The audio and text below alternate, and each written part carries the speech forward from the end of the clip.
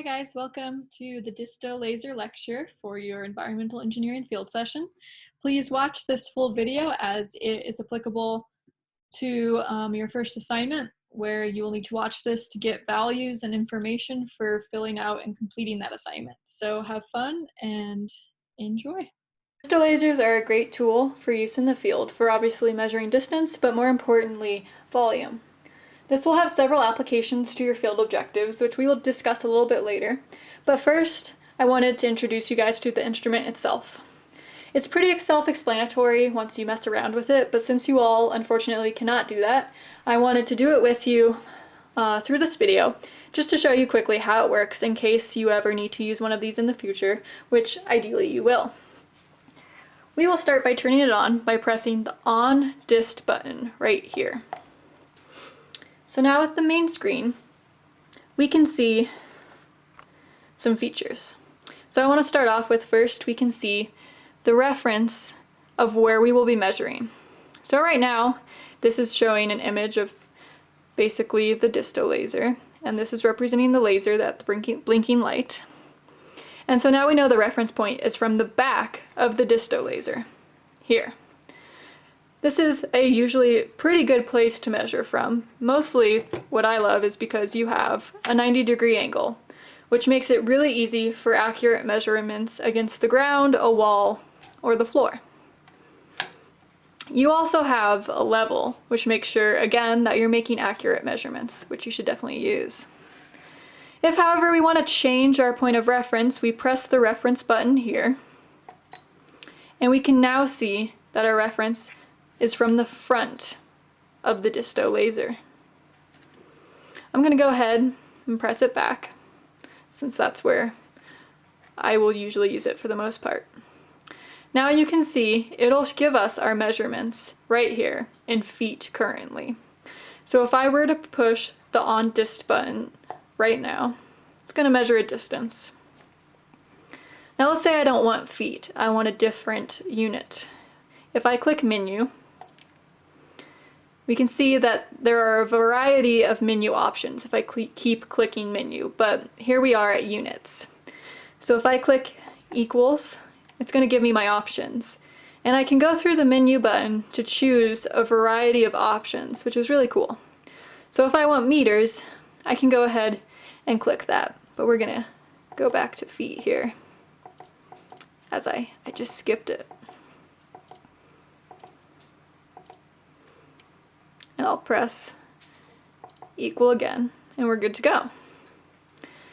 So, the next step is if you want to measure, say, a volume, we would press the volume button here.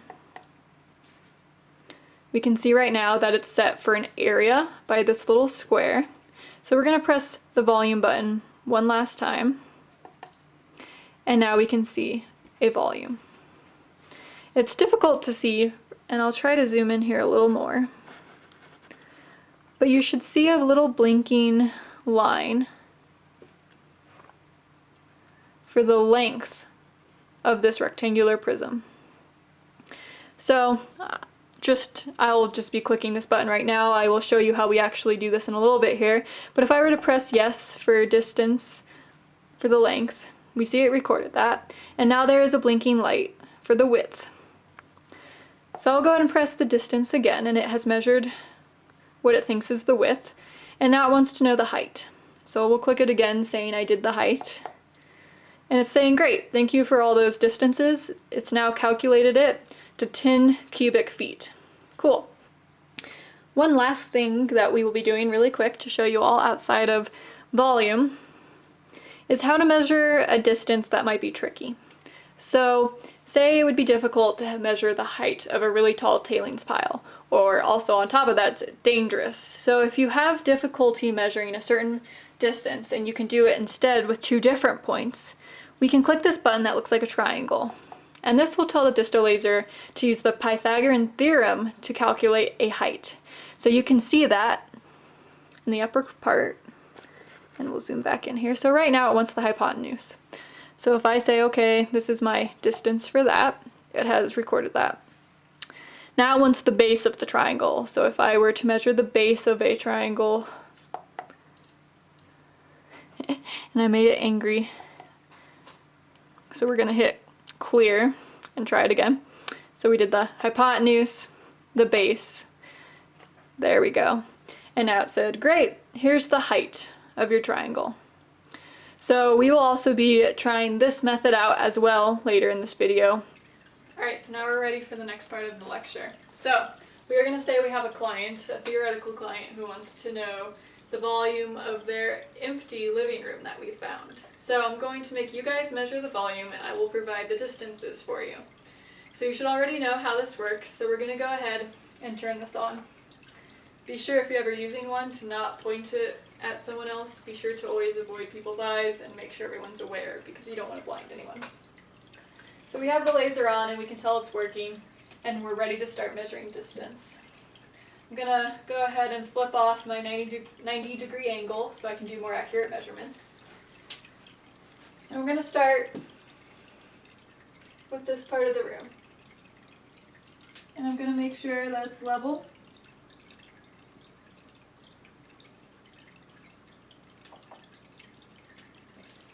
And we have 11.93 feet.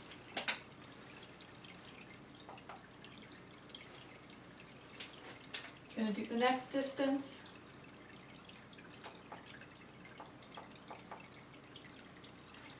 And that is 17.22 feet. So, final measurement, we will do the height. Make sure it's level. And we have 8.74 feet. So there you should have all the distances you need to measure the volume. I feel very confident in those distances. Since we're in a controlled environment, I had smooth walls and knew with the 90 degree angle and the level that I have a pretty accurate measurement. Ideally, you'd want to do 3 measurements, take the average, and use that, which we will do for the next part of the lecture. Thanks. Alright, so I'm going to take off my mask real quick so you can all hear me, but remember to stay safe out there, guys. So, for the next part, we have an example of, let's say, this tailings pile that we're concerned about. Chemicals are leaching from this said pile into the creek downstream, and so we'd like to know what the volume is so we can remove it. So right now, it's pretty bright, and the Disto-Laser is a little more difficult to use in the light. Ideally, it'll get a little cloudy here, and that's the perfect conditions for the laser. If, however, you are in bright light, it's always good to use dark colors like a black clipboard, a black t-shirt, or whatever you can find to try to help pinpoint the laser. Another good way is to start at the ground and follow it along so you can keep your eye on it, and that'll help you try to find where it is to find your location for the distance. So those are some tips. It's starting to get a little cloudy, so I think we'll be in luck. It's also good to usually have cones or something to mark your distances. So just for a quick lecture, we're going to say this is a cone. We're just going to try to find the diameter and the height. So I found these trusty black rocks that I'm just going to use to mark the distance of the cone. And I have a black rock that's here at the end of the diameter, this direction of the tailings pile, right here. This black rock will be perfect to find on the laser. So as we already discussed, I have it on to measure distance. And I'm going to start from here and make sure the reference point starts at this. And I'm just going to try to find the distance.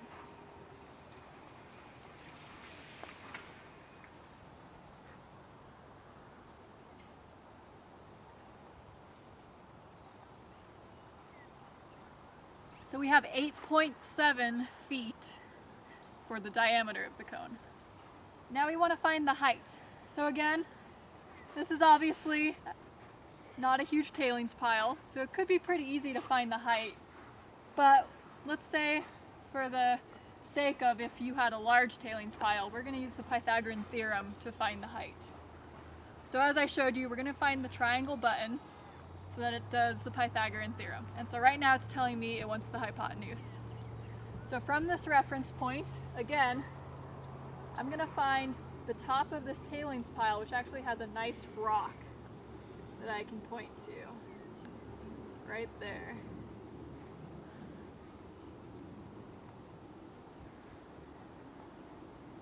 Got that. Now we're going to find the distance. And it just calculated a height of 4.2 feet. So we would do this again 3 times to find the distance. So that's what we're going to do real quick to make sure we take the average and the most accurate measurement possible. So we'll go back and do it again for the diameter.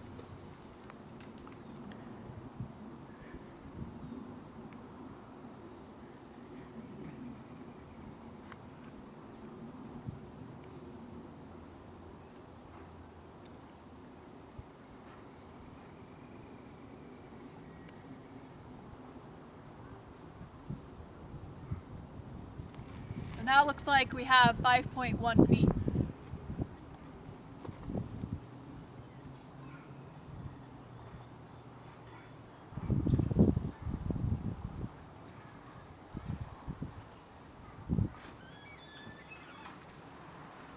And we have 3.7 feet for the height. We'll do it one last time.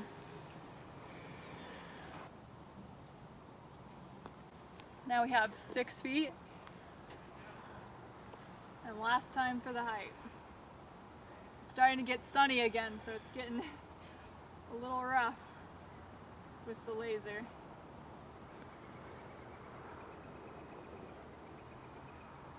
Now 3.85 feet for the height. So you should have 3 values now that you can find the average for an average volume of this tailings pile. So now we'll move on to the final part and we're good to go. Hey guys, so now that we're back inside, we're going to discuss one last thing for the lecture. So now that you know how Disto-Lasers work, normally in the field you would go out and assess whether there are certain stockpiles that maybe you need to find the volume of for your client. An example of this might be at a abandoned mine site where you determined a tailings pile needs to be removed. You would want to know the volume of this pile so you could inform the client what you would need and how to prepare for the removal of the pile. There are other applications as well. Since you cannot go into the field though, I'm going to show you what you can do virtually at home. So Google Earth has a lot of capabilities now thanks to LiDAR data that has provided the ability of 3D maps. And with that, you can measure distances, areas, and all sorts of things. Google Earth Pro, which is downloadable on your computer, has a lot more capabilities, but the website's great, and that's what we're going to go over today. I have a predetermined location already that I think we'll see here. It's going to take me there already. So yes, this is a location I chose. You will see in your assignment, you have different coordinates. So you would just click on the search bar and put in the coordinates provided in the assignment, which in this case, I have my coordinates. You would use the other ones. So here we see Clear Creek. We currently are in 2D. To go to 3D view, we have 3D down here at the right bottom corner.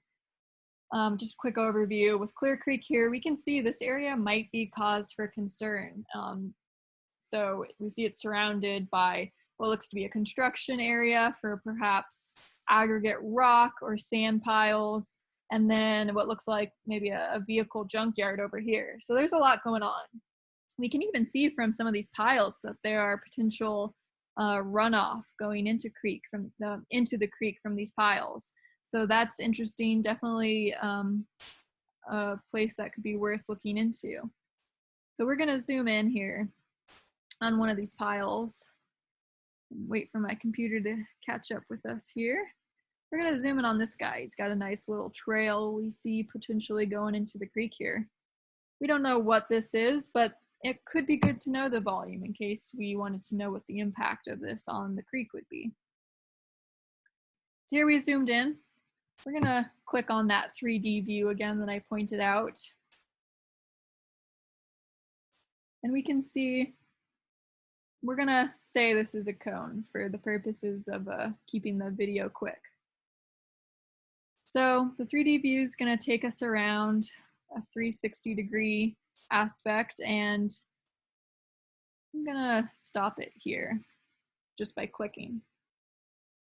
So you can place pins or place marks locations. So I'll just show you that real quick.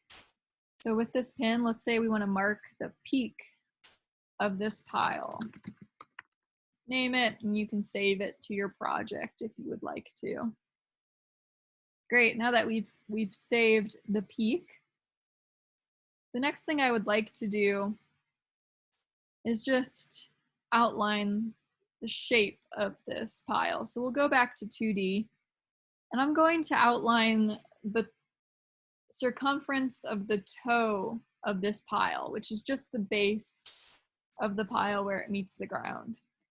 So I'm going to do that. You can do that multiple ways. You can draw a line or a shape, which will just draw a nice little shape around, or we can use the measuring tool, the measure distance and area tool over here that looks like a ruler. So that's what I'm going to click on, and it behaves the same way as this line or shape that you see down here, except here we are going to measure the distance, as you can see with what popped up. There's a question mark. If you need any help, read this. It will provide a little more information than I have, and it can help you out if you run into any issues. Let's say I accidentally clicked the wrong location. I can undo it up here and start over. Lastly, we have different units that you can set. We've got meters, feet, miles, whatever a smoot is. I don't know what that is. For extra credit, you can tell me what a smoot is. But anyways, so let's first show you guys the feature of area. So I can create the cross-sectional area of the bottom of this pile with the tool, and I'm just going really quick with your assignment. Take a little more time and figure out the best way to do your volume. So you will complete the shape by connecting with the first point you placed, and you can see it says closed shape here. So I'm going to click that. Looks great. Now we can see that I have the perimeter and the area now. Let's see how good I did going back to that 3D view. Looks pretty good to me. I maybe could have done a little bit better at some points, but I think it looks pretty good following the perimeter of that pile. So let's let the 360 view take us back around. So already you have a lot of information already that you can use to calculate the volume. I'm going to show you a more simplified version too, just to show how you can do distance as well. So we'll exit out of that and do it again. So we'll click this tool one last time. And let's say I want to go find this diameter if it's a cone. So there again, we have a distance of 32.6 meters. Let's see how we did. Got a distance straight across the pile.